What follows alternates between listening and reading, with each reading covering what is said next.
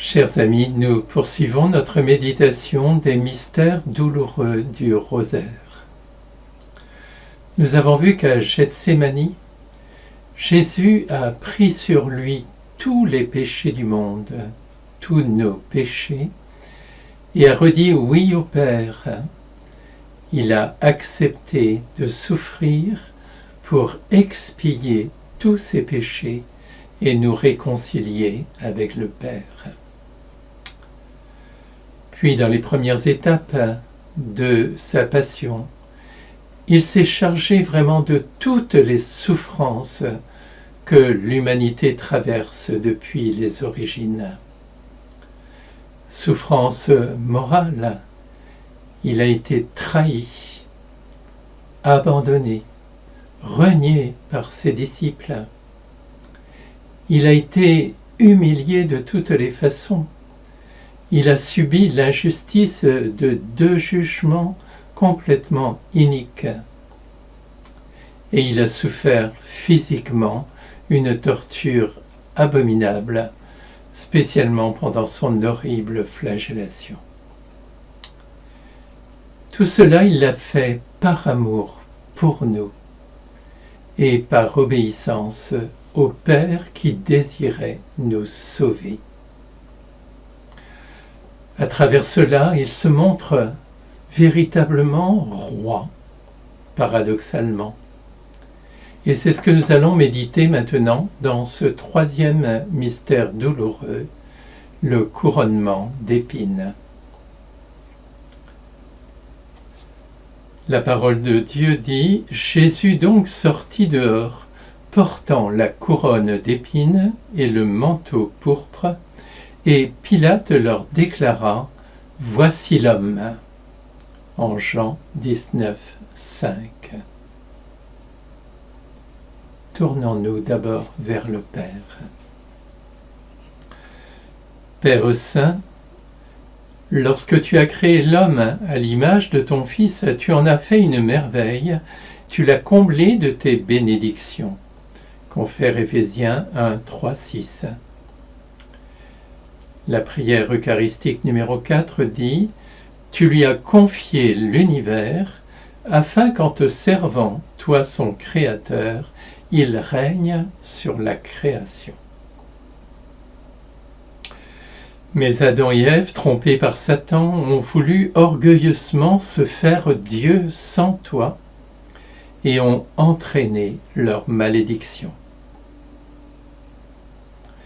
Après eux, certains, poussés par la concupiscence, ont mis la main sur la création et ont imposé leur domination aux faibles et aux petits, allant jusqu'à les maltraiter et les tuer. Alors, Père, tu as voulu que dans le mystère de sa passion, Jésus rejoigne cette humanité pécheresse, blessée, humilié, et maintenant, après sa flagellation, il y est parvenu. Exe homo, voici l'homme. Père infiniment bon, c'est ton Fils, cet homme défiguré.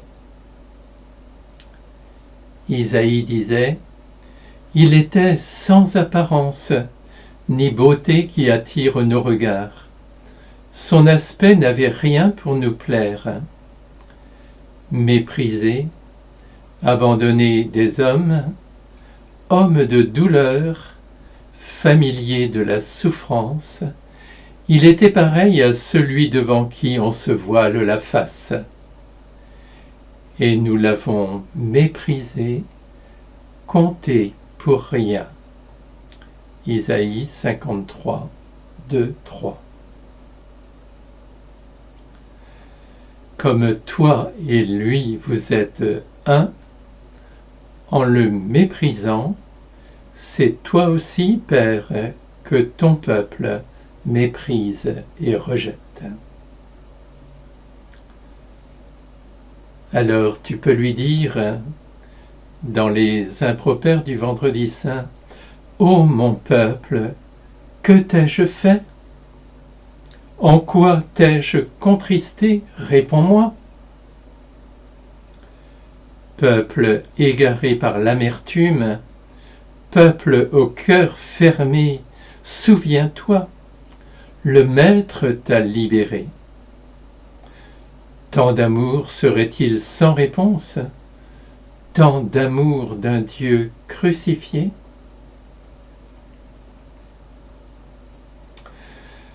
Et en même temps, Père miséricordieux, en Jésus tu vois tous tes enfants perdus.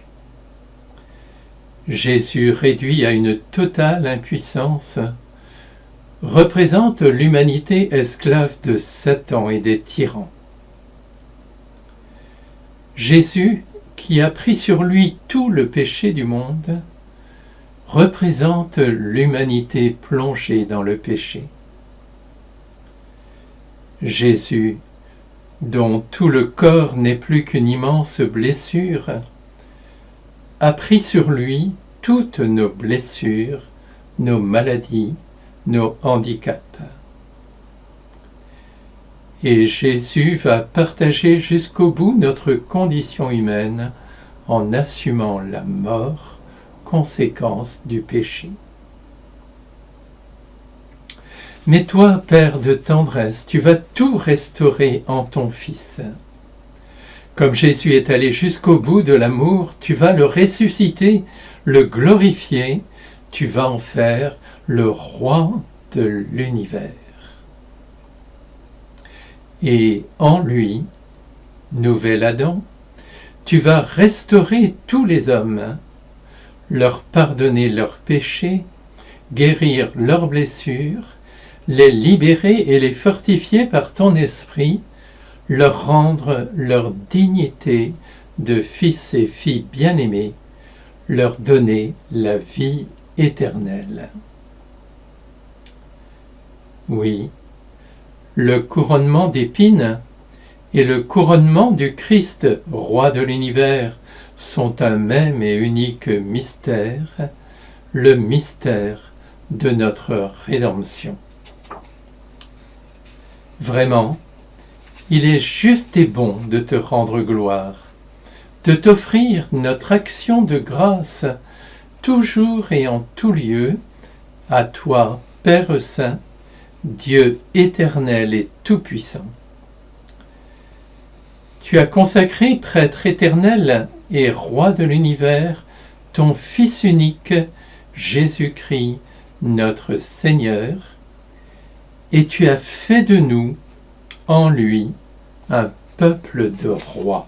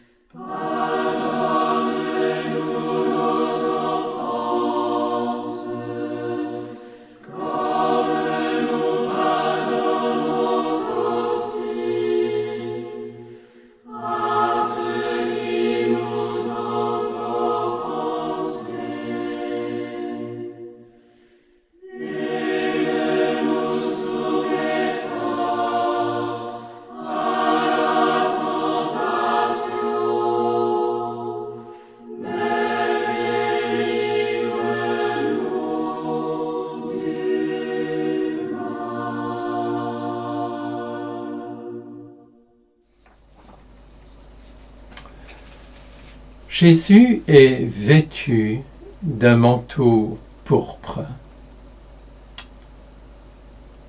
Alors les soldats du gouverneur emmenèrent Jésus dans la salle du prétoire et rassemblèrent autour de lui toute la garde. Ils lui enlevèrent ses vêtements et le couvrirent d'un manteau rouge, et pour se moquer de lui, ils s'agenouillaient devant lui en disant « Salut, roi des Juifs !» Matthieu 27, 27, 29.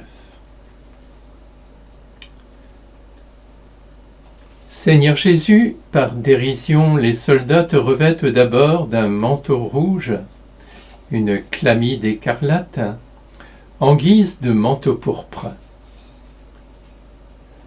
Le manteau est le symbole de la majesté royale qui appartient d'abord à Dieu.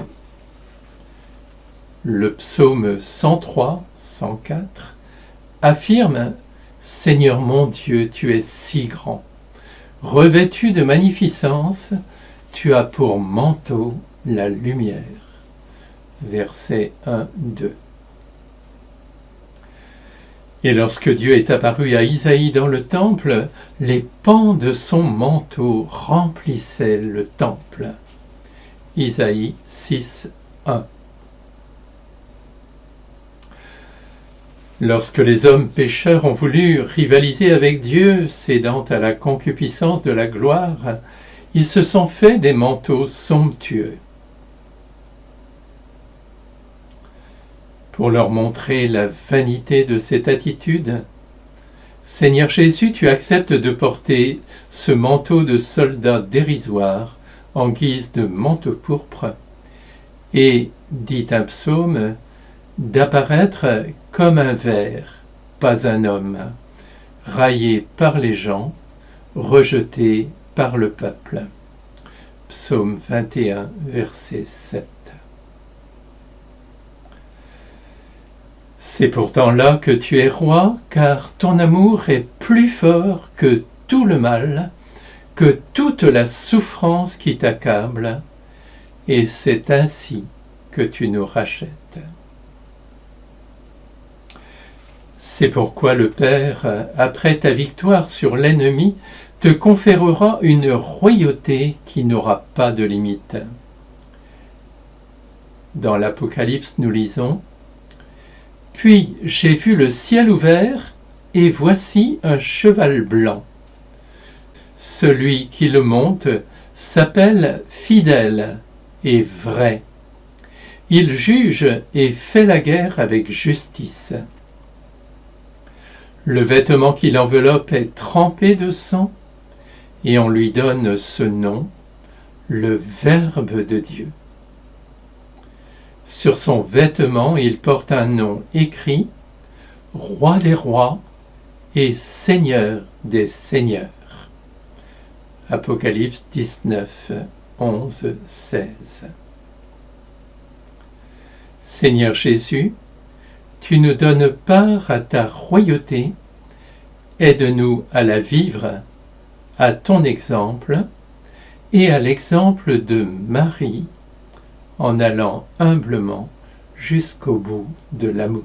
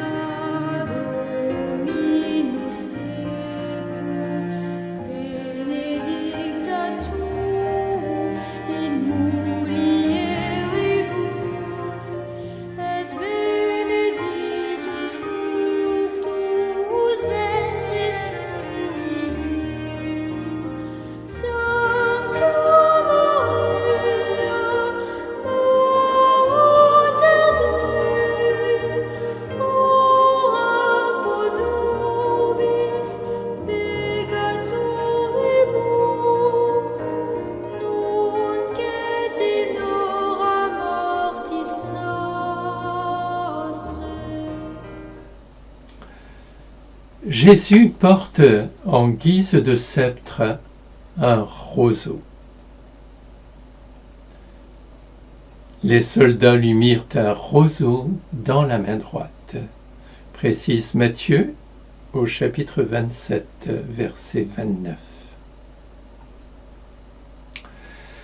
Le sceptre, qui prend parfois la forme d'une main de justice, symbolise le pouvoir judiciaire du roi, confère le psaume 45, verset 7.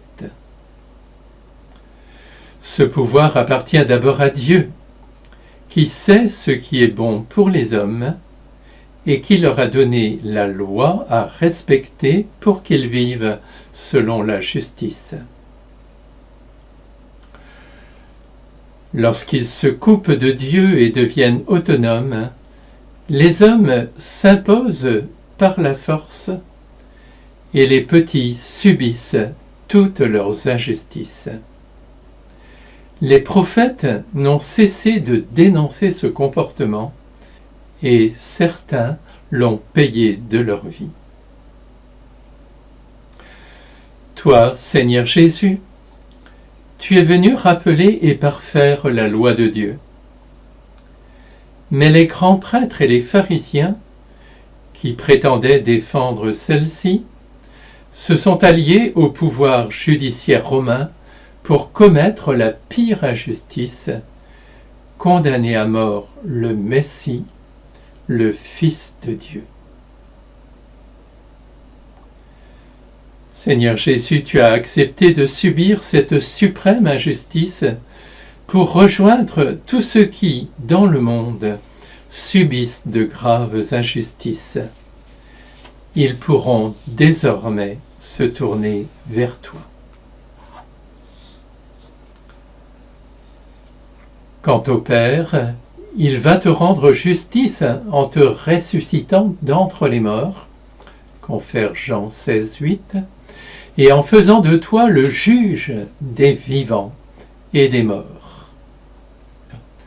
Du roi des rois et seigneur des seigneurs d'Apocalypse 19, il est encore dit, lui-même conduira les nations avec un sceptre de fer, au verset 15, et à la fin des temps, Seigneur Jésus, quand tu viendras dans ta gloire, tu jugeras tous les hommes avec justice, et tu accorderas en partage aux uns le royaume et aux autres le châtiment éternel.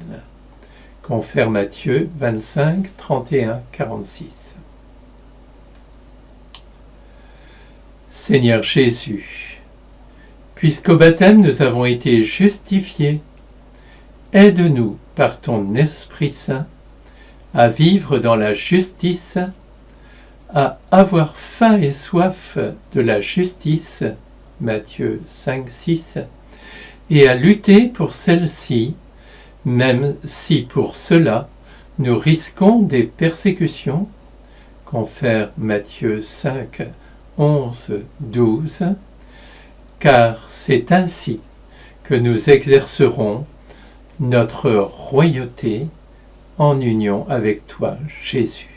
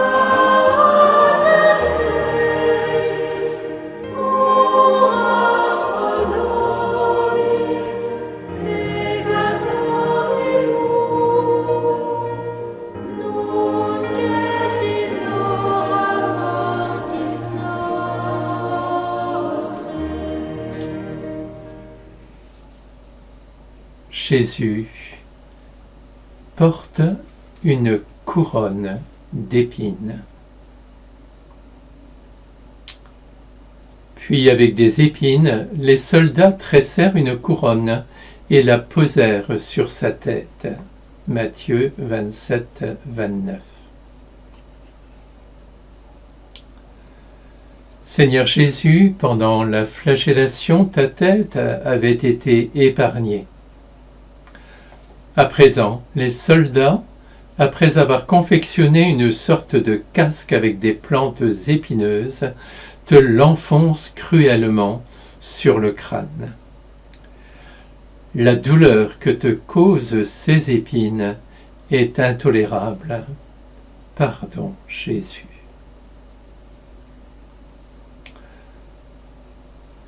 La couronne des rois, elle, en or constellé de pierres précieuses, est un signe de richesse. La tienne, Seigneur Jésus, est faite d'épines. Or, celles-ci sont apparues sur terre après la faute d'Adam et Ève, confère Genèse 3, 17-18. Elles symbolisent donc les péchés de l'humanité, en particulier son orgueil, et tous les péchés du peuple élu qui l'empêchent de porter de bons fruits, confère Isaïe 5, 6. D'ailleurs, Seigneur Jésus, tu l'as affirmé dans la parabole du semeur, il y en a d'autres qui ont reçu la semence dans les ronces. Ceux-ci entendent la parole, mais les soucis du monde, la séduction de la richesse et toutes les autres convoitises les envahissent et étouffent la parole qui ne donne pas de fruits. Marc 4, 18, 19. Or, à Gethsémani, Jésus, tu t'es chargé de tous les péchés du monde, et sur la croix, tu vas obtenir de ton Père le pardon de tous ses péchés. De riche que tu étais, tu t'es fait pauvre pour nous enrichir par ta pauvreté. 2 Corinthiens 8, 9. C'est pourquoi le Père va faire de toi le roi de l'univers, et ta couronne sera constellée de toutes les pierreries que seront tous nos péchés pardonnés. Seigneur Jésus, tandis que nous te contemplons couronné d'épines, donne-nous d'avoir un regret sincère de nos péchés, en particulier de notre orgueil. Nous te rendons grâce parce que tu nous as obtenu le pardon du Père sur la croix et que tu nous as donné part à ta royauté. Que notre couronne de gloire soit constituée par les bonnes œuvres que nous faisons par amour, comme la Vierge Marie, avec ta grâce.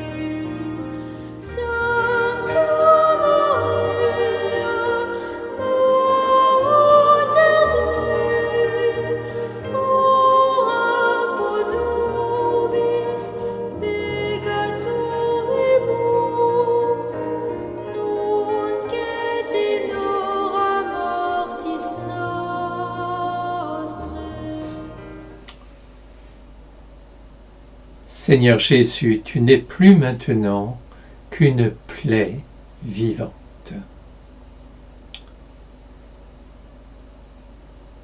Après avoir craché sur lui, les soldats prirent le roseau et ils frappaient Jésus à la tête. Matthieu 27, 30. Seigneur Jésus, les soldats, brutes sadiques, ne pensent qu'à t'humilier et à te faire souffrir. Chacun des coups de roseau sur ta tête provoque en toi une douleur atroce qui vient s'ajouter à toutes celles que tu as reçues durant la flagellation et qui retentissent encore dans tout ton corps. Tu es vraiment le serviteur souffrant annoncé par Isaïe. Il écrivait « Il était sans apparence ni beauté qui attire nos regards. Son aspect n'avait rien pour plaire. Méprisé, abandonné des hommes, homme de douleur, familier de la souffrance, il était pareil à celui devant qui on se voile la face. Et nous l'avons méprisé, compté pour rien. Or, c'étaient nos souffrances qu'il portait, nos douleurs dont il était chargé. Et nous pensions qu'il était frappé, meurtri par Dieu, humilié. Mais c'est à cause de nos révoltes qu'il a été transpercé, à cause de nos fautes qu'il a été broyé. Le châtiment qui nous donne la paix a pesé sur lui. Par ses blessures, nous sommes guéris. Isaïe 53, 2, 5.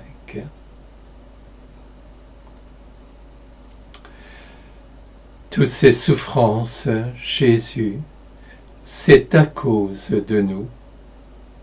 C'est nous qui aurions mérité ce châtiment à cause de nos innombrables fautes. Et dans ton immense amour, Seigneur Jésus, tu as accepté de le subir à notre place. C'est ainsi que tu nous as rachetés, que tu es devenu notre Rédempteur. Et par tes blessures, nous sommes guéris. Notre blessure la plus profonde est celle du péché, mais celle-ci a entraîné l'irruption du mal et de la maladie dans le monde. C'est pourquoi Jésus, durant ton ministère, tu as pardonné les péchés et guéri des malades. Aujourd'hui encore, tu poursuis ton œuvre dans ton Église, en particulier à travers les sacrements, baptême, réconciliation, sacrement des malades, et aussi par le charisme de guérison. Seigneur Jésus, nous ne voulons pas être des ingrats. Nous te demandons pardon, car c'est à cause de nous que tu as subi tous ces terribles outrages, et nous te rendons grâce pour toutes les grâces de pardon, de guérison, de libération dont tu nous combles dans ton Église. Beaucoup de ces grâces passent par Marie, notre Mère. Nous la remercions aussi.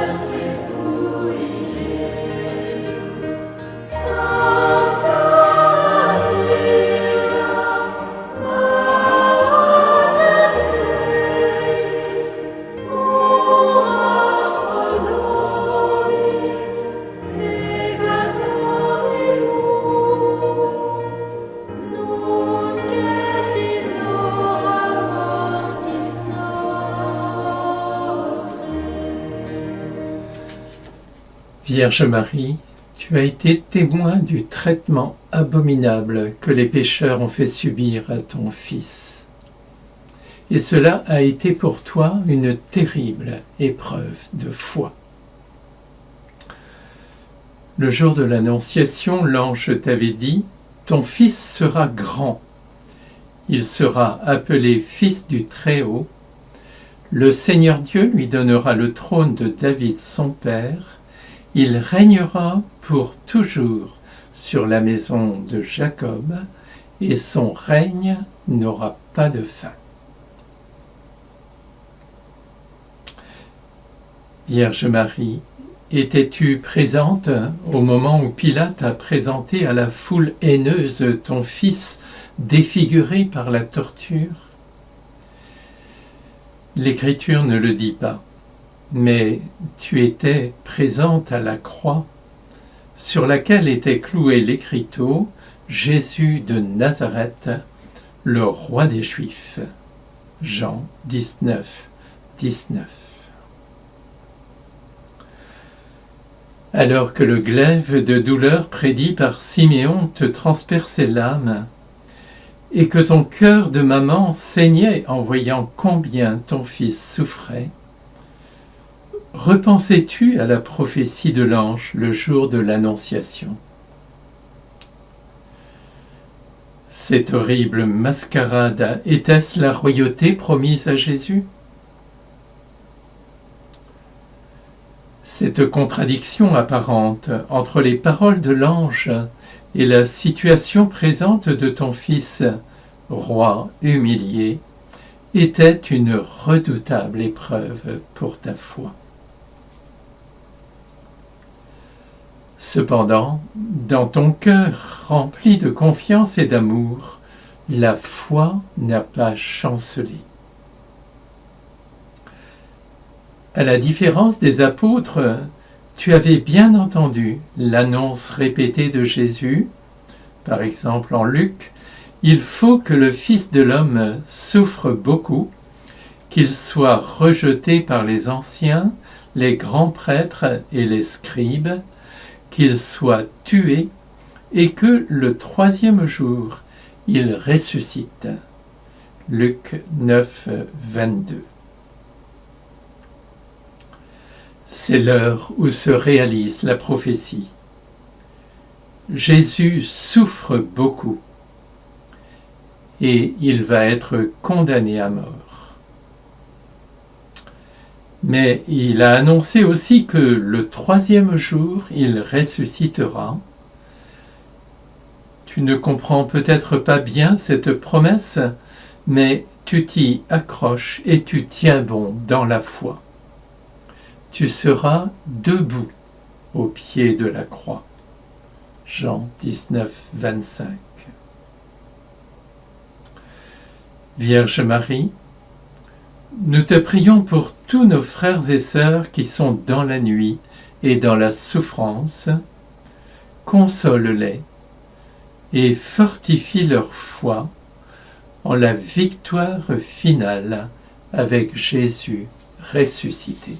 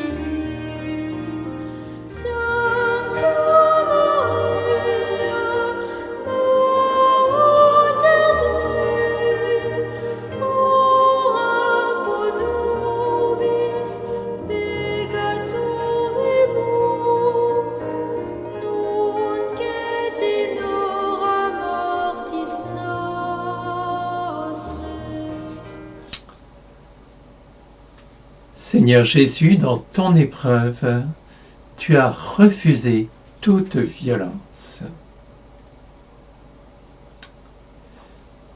Jésus déclara à Pilate, « Ma royauté n'est pas de ce monde. Si ma royauté était de ce monde, j'aurais des gardes qui se serait battu pour que je ne sois pas livré aux Juifs. Jean 18, 36. Et au moment de ton arrestation, Jésus, tu as dit à Pierre, qui avait sorti son glaive, « Rentre ton épée, car tous ceux qui prennent l'épée périront par l'épée. » Crois-tu que je ne puisse pas faire appel à mon Père? Il mettrait aussitôt à ma disposition plus de 12 légions d'anges. Matthieu 26, 52, 53. Seigneur Jésus, tu ne le sais que trop, l'homme pécheur qui veut se faire Dieu cède souvent à la concupiscence du pouvoir et n'hésite pas pour obtenir celui-ci ou pour le garder à utiliser la violence et à écraser les faibles. C'est ce que fit Hérode lorsque, pour tenter de t'éliminer, il fit massacrer les enfants innocents de Bethléem. Confère Matthieu 2, 16. Et c'est ce qu'ont fait après lui tous les dictateurs en tout temps et en tout lieu. Au moment de ton arrestation, Pierre et les disciples auraient souhaité que tu uses de ton immense pouvoir pour échapper à tes ennemis, voire pour les exterminer. Et beaucoup aujourd'hui encore te reprochent de ne pas le faire pour empêcher le mal et pour résoudre tous les problèmes du monde. Mais toi, Jésus, le Fils du Dieu Tout-Puissant, tu as refusé d'exercer ton pouvoir à la manière des tyrans. Tu n'as pas fait appel aux légions d'anges pour qu'ils te défendent. Ma royauté n'est pas de ce monde, as-tu déclaré à Pilate. Ta seule arme, c'est ton amour tout-puissant qui va te donner la patience et la force de subir ta passion pour triompher par ton amour jusqu'au bout et par ta résurrection de Satan, du mal, du péché et de la mort. Pour vaincre toute violence, Seigneur Jésus, tu en prends le contre-pied. Dans ton discours sur la montagne déjà, tu as dénoncé même la colère contre son frère, confère Matthieu 5, 22. Et tu as commandé, eh bien moi je vous dis de ne pas riposter aux méchants, mais si quelqu'un te gifle sur la joue droite, tends-lui encore l'autre. Matthieu 5, 39. Dans ta passion, tu nous en donnes l'exemple. Dans la force de l'Esprit Saint, tu vis les béatitudes des doux et des persécutés pour la justice. Tu vas jusqu'au bout de l'amour, jusqu'à l'amour des ennemis et au pardon à tes persécuteurs. Et c'est ainsi que tu triomphes de Satan, du mal et du péché. Gloire et louange à toi, Jésus, notre Rédempteur. Et Marie, ta mère, t'imite en tout point pour sa douceur, pour sa patience dans l'épreuve, pour sa force. Nous te rendons grâce et nous la prions.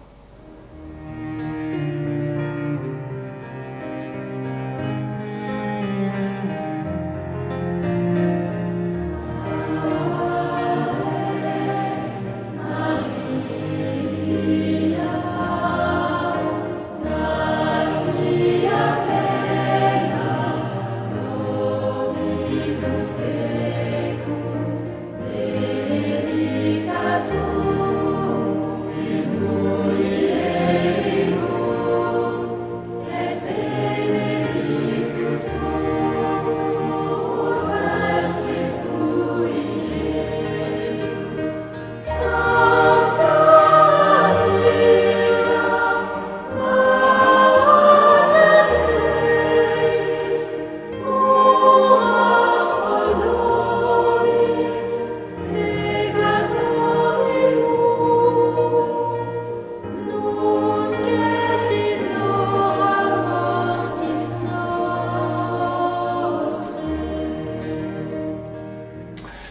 Seigneur Jésus, tu as mis en garde tes disciples contre la tentation du pouvoir et tu leur as demandé d'être des serviteurs.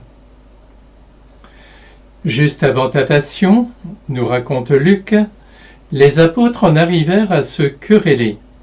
Lequel d'entre eux, à leur avis, était le plus grand?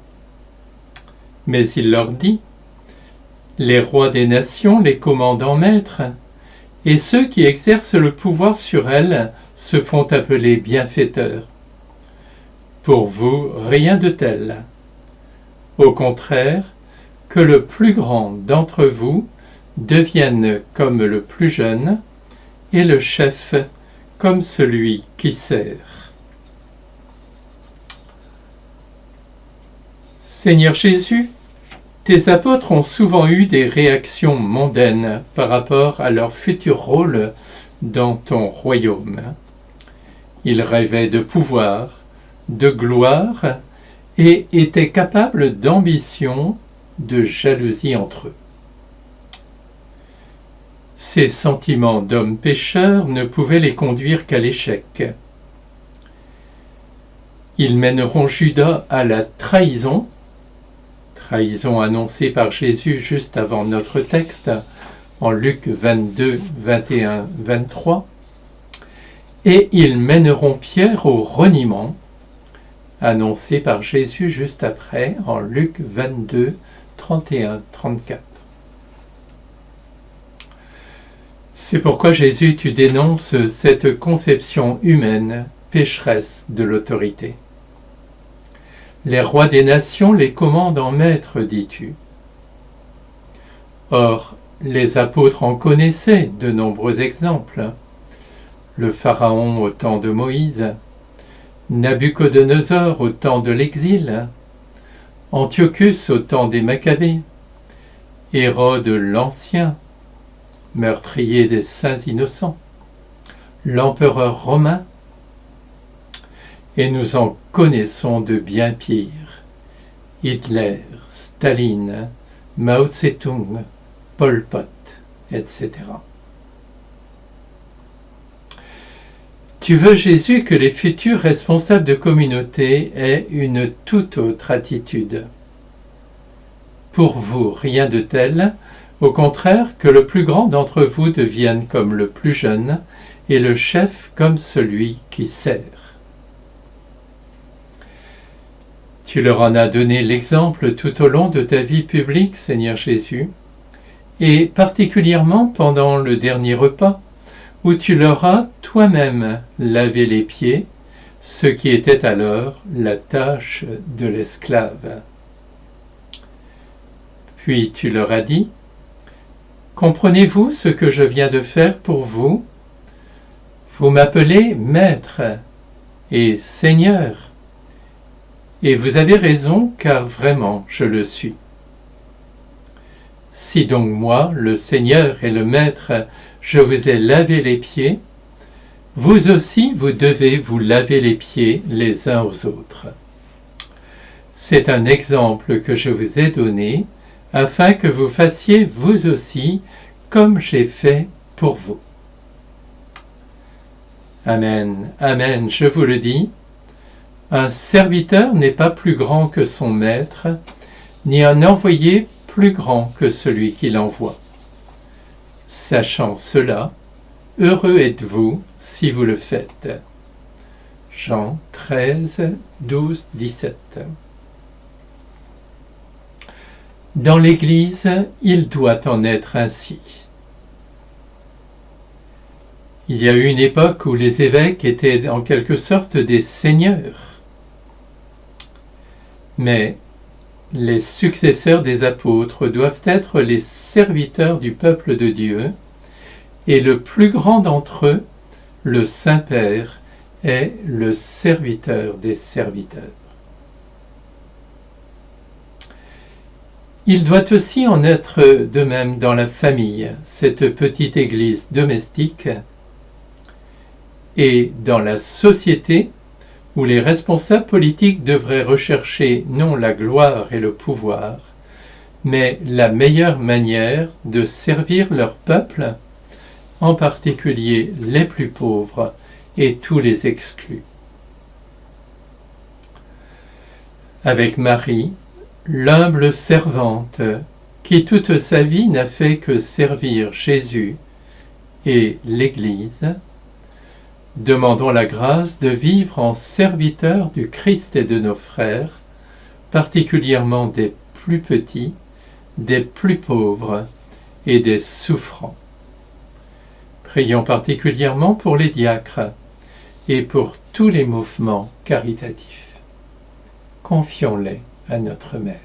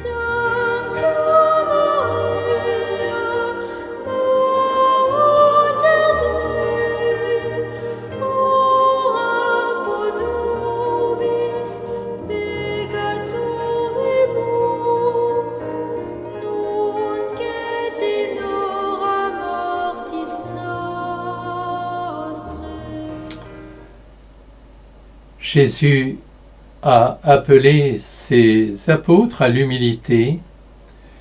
Lui-même, le serviteur de Dieu, s'est fait obéissant jusqu'à la mort. Philippiens 2:8. Ainsi, le Fils de l'homme n'est pas venu pour être servi, mais pour servir et donner sa vie en rançon pour la multitude, as-tu dit, Jésus, en Matthieu 20:28.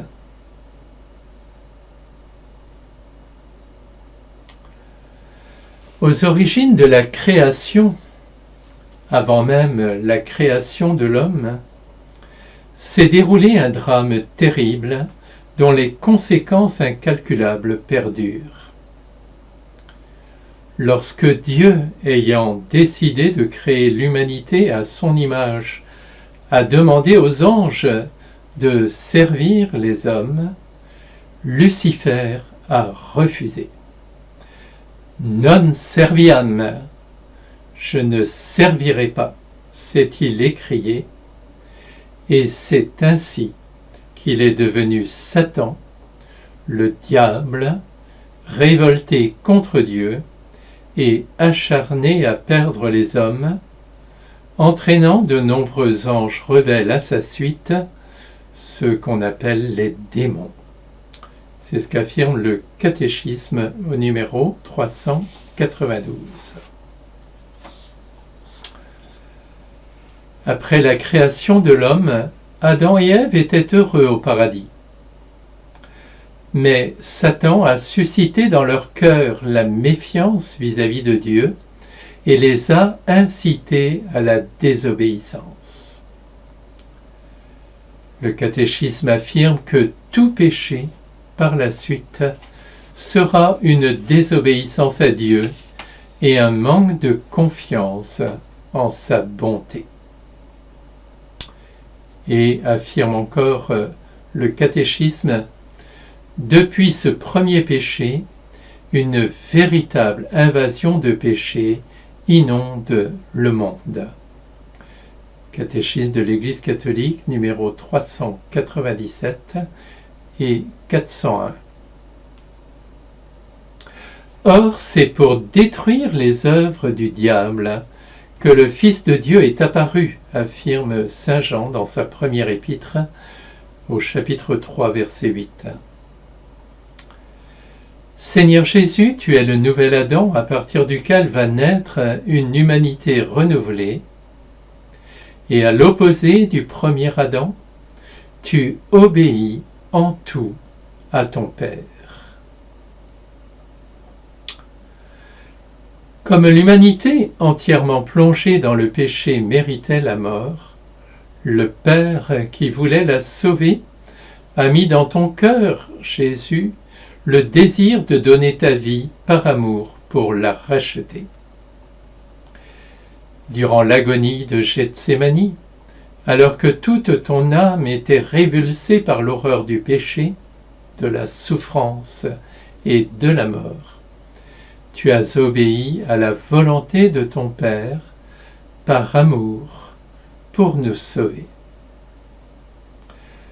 À présent, te voilà broyé par la souffrance, serviteur souffrant portant le péché du monde, mais fortifié par l'Esprit Saint. Satan pense triompher, mais en réalité, tu es vainqueur par ton obéissance et par ton amour. En effet, affirmera saint Paul, de même que par la désobéissance d'un seul être humain, la multitude a été rendue pécheresse, de même, par l'obéissance d'un seul, la multitude sera-t-elle rendue juste. Romains 5, 19.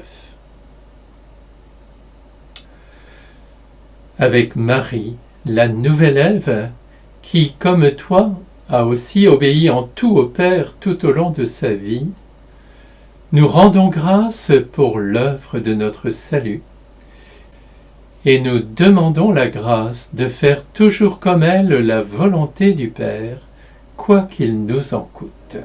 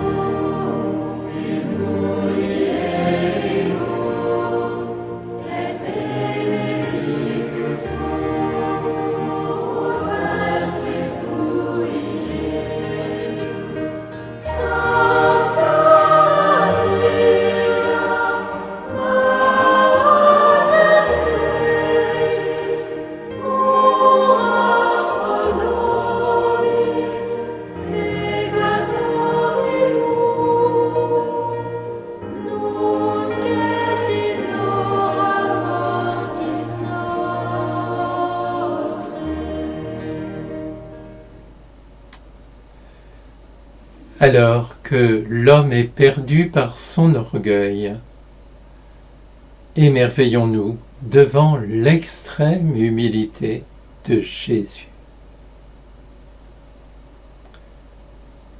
Paul écrit dans l'Épître aux Philippiens, « Le Christ Jésus, ayant la condition de Dieu, ne retint pas jalousement le rang qui l'égalait à Dieu. Mais il s'est anéanti, prenant la condition de serviteur, devenant semblable aux hommes. Reconnu homme à son aspect, il s'est abaissé, devenant obéissant jusqu'à la mort, et à la mort sur la croix. » Philippiens 2, 6, 8. Seigneur Jésus, ce qui a perdu Satan et qui l'a poussé à refuser de servir, c'est son orgueil. Après avoir suscité la méfiance dans le cœur d'Adam et Ève, il leur a inoculé le poison de l'orgueil. Le catéchisme affirme « Créé dans un état de sainteté, l'homme était destiné à être pleinement divinisé par Dieu dans la gloire. Par la séduction du diable, il a voulu être comme Dieu, confère Genèse 3,5, mais sans Dieu et avant Dieu, et non pas selon Dieu. » Catéchisme de l'Église catholique numéro 398.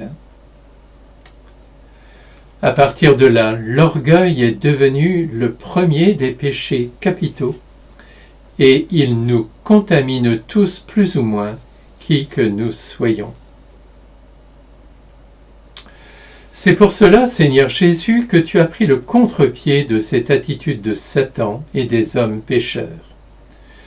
Tu es le tout humble dans ton être et dans tout ton comportement. Dieu est amour. Au sein de la très sainte Trinité, chacun n'existe vraiment qu'en se donnant totalement aux deux autres. Ainsi, soulignait le Père François Varillon, l'humilité, qui est l'aspect le plus radical de l'amour, est-elle présente au cœur même de la très sainte Trinité. L'humilité de Dieu, page 59 ou encore 70 et 126. Lorsque tu te fais homme, Seigneur Jésus, tu t'anéantis, en grec ékénosène, qui a donné la kénose. Prenant la condition de serviteur, le texte dit même la condition d'esclave, devenant semblable aux hommes. Quel abaissement! Et tout ton comportement est résumé par ton affirmation « Je suis doux et humble de cœur » qui révèle ton extrême humilité. Et maintenant, allant jusqu'au bout de l'amour, tu manifestes aussi la plus extrême humilité. Il s'est abaissé, en latin humiliavit, il s'est humilié, devenant obéissant jusqu'à la mort et la mort de la croix. Ainsi, Seigneur Jésus, tu as plongé au plus profond de notre misère, tu t'es chargé de nos péchés et tu vas nous en obtenir le pardon du Père. Celui-ci va réaliser la prophétie d'Isaïe. C'est pourquoi parmi les grands je lui donnerai sa part, avec les puissants il partagera le butin, car il s'est dépouillé lui-même jusqu'à la mort, et il a été compté avec les pécheurs, alors qu'il portait le péché des multitudes et qu'il intercédait pour les pécheurs. Isaïe 53, 12. Seigneur Jésus, avec Marie, ton humble servante, nous nous tournons humblement vers toi. Délivre-nous de notre orgueil.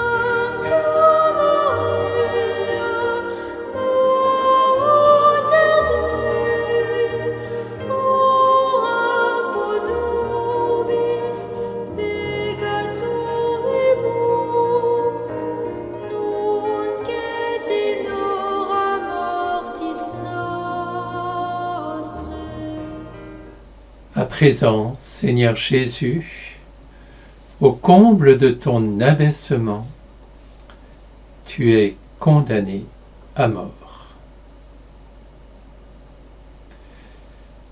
C'était le jour de la préparation de la Pâque, vers la 6e heure, environ midi. Pilate dit aux Juifs, « Voici votre roi !» Alors ils crièrent « À mort ! À mort ! crucifie-le. Pilate leur dit, vais-je crucifier votre roi? Les grands prêtres répondirent, nous n'avons pas d'autre roi que l'empereur. Alors il leur livra Jésus pour qu'il soit crucifié.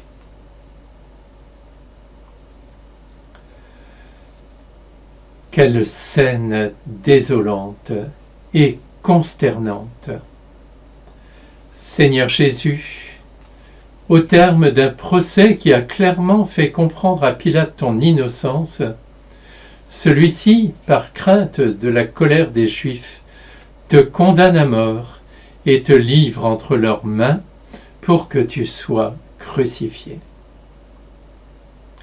Le Créateur est condamné par ses créatures.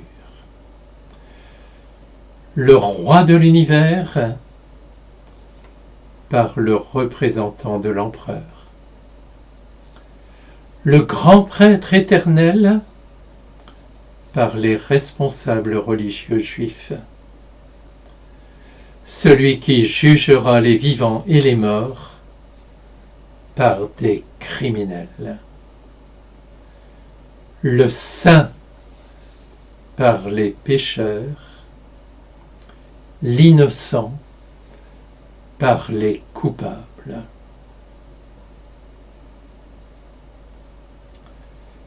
Seigneur Jésus, avec le recul du temps et de la distance, nous pouvons être tentés de considérer cet événement comme un problème historique et de rendre responsables de ta mort les Juifs assemblés devant Pilate ou le procurateur romain, ou les deux ensemble. Certains ont même rendu à tort l'ensemble du peuple juif responsable de ta mort et ont justifié ainsi longtemps l'antisémitisme à travers les âges. Mais l'Écriture nous rappelle que c'est à cause de nos péchés, à nous tous, que tu as été condamné à mort, ce qui, en d'autres termes, signifie que c'est moi-même, c'est nous, tous les pécheurs, qui t'avons condamné à mort. Et c'est nous qui aurions mérité d'être à ta place.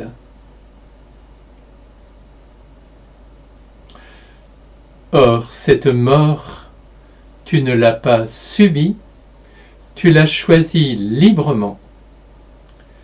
Par amour, tu t'es offert au Père en sacrifice d'holocauste pour nous racheter du péché, pour nous réconcilier avec Dieu et pour nous donner la vie éternelle.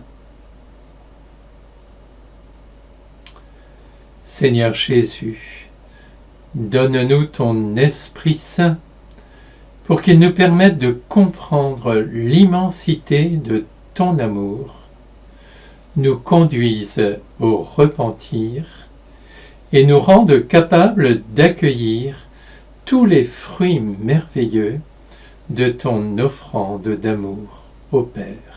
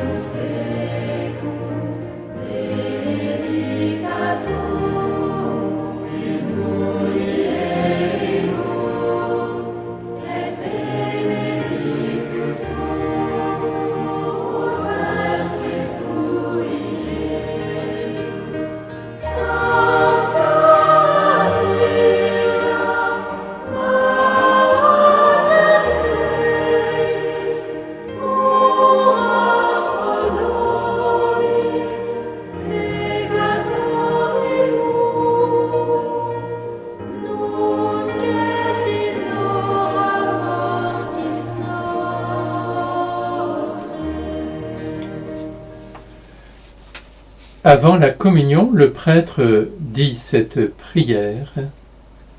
Seigneur Jésus-Christ, Fils du Dieu vivant, selon la volonté du Père et avec la puissance du Saint-Esprit, tu as donné, par ta mort, la vie au monde.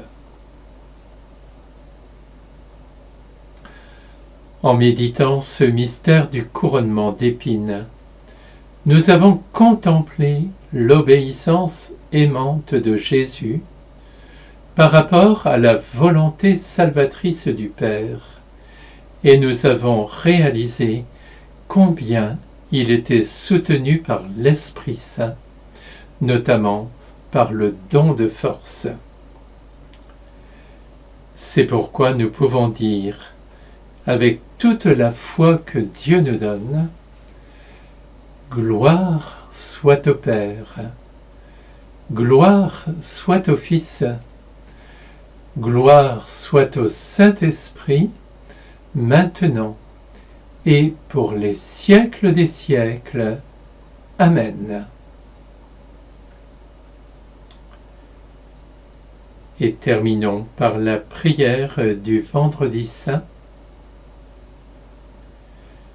Seigneur, nous savons que tu aimes sans mesure, toi qui n'as pas refusé ton propre Fils, mais qui l'as livré pour sauver tous les hommes.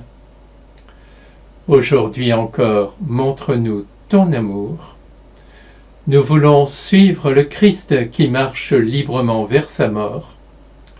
Soutiens-nous comme tu l'as soutenu, et sanctifie-nous dans le mystère de sa Pâque, lui qui règne pour les siècles des siècles.